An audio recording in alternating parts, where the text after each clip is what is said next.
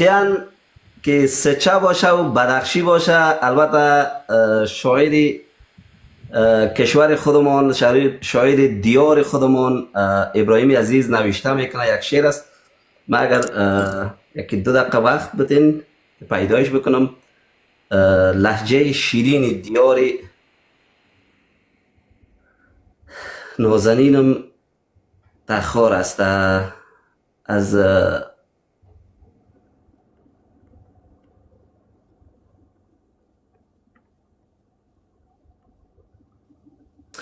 نوشته شده.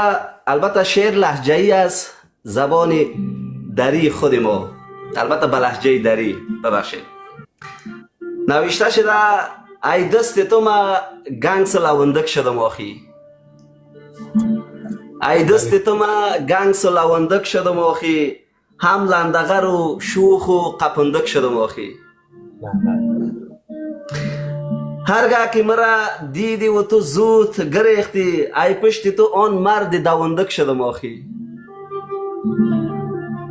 تو رفتی کسی نیست دیگر همراه و یارم، تو رفتی کسی نیست دیگر همراه و یارم، ما همراه آن چرسی و لندک شدم آخی. وقتی که برفتی تو از این کلبه صغیره، هم بستر آن دیوک و جندک شدم آخی. یک بچه آرامی همی قریه ما بودم، یک بچه آرامی همی قریه ما بودم، ای دست تو آغی و شپندک شدم آخی.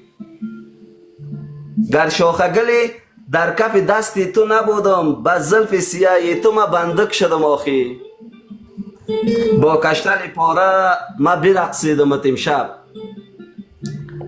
با کشتن پاره ما برقصیدمت امشب، سا در نظرت بچه قندک شدم آخی. سا در نظرت بچه قندک شدم آخی.